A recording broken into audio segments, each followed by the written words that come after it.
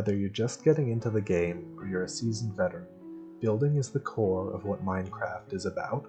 With hundreds and hundreds of different block types and variations, you can build pretty much whatever you please. That is, if you know what you're doing. Too often, you see the same bland block palette used over and over again, leading to boring builds, dull worlds, and a less enjoyable experience.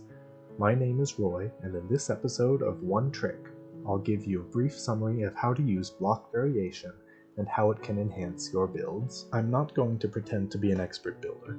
If a detailed guide is what you're looking for, there are plenty of videos out there that will explain to you exactly how to use certain blocks in the most aesthetically pleasing way. This video is just going to go over the basics. What is block variation? How do you use it? And how to implement it in your builds? Firstly, what is it? In a sentence, block variation is when you blend multiple block types into a build. This accomplishes two things.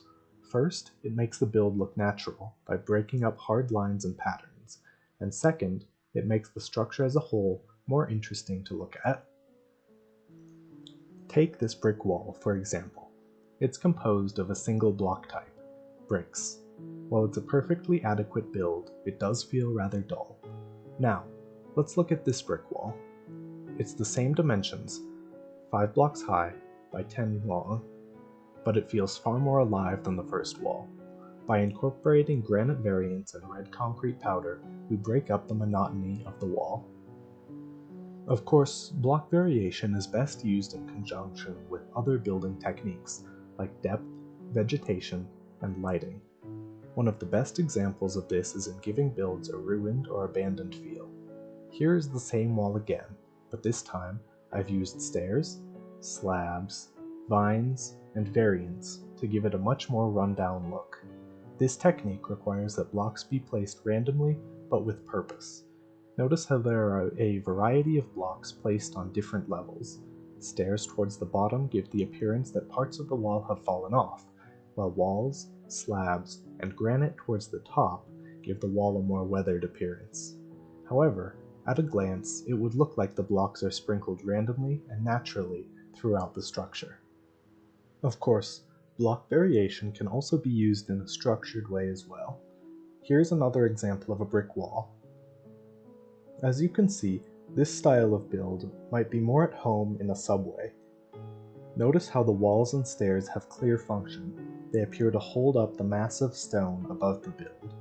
While there is enough block variation that the structure appears complex, there isn't so much that the structure is confusing.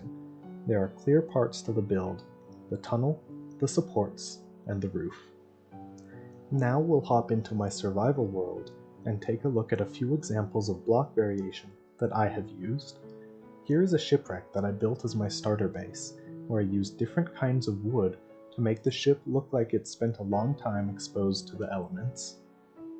Here's another example, where I used leaves along with different stone variants to make my enchanting room look like a more natural cave. Over here, I used variants of dirt to make it look like there was a landslide down this hill. And here, I used variation to build a rundown blacksmith's shop.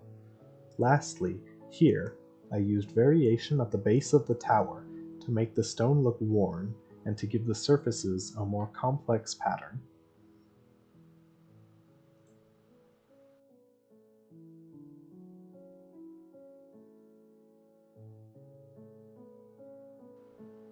Lastly, we'll go to a brick house, built without using block variation. The structure looks like the kinds of things that I used to build before I really got into using variation like I do now. There's nothing necessarily wrong with it. It looks okay, and will perform its function as a house. But now, let's turn around. This house was built using block variation, and to me, there's a clear winner. Sure, there's some extra work that goes into building something like this versus something like that. But it's not actually as much as you think.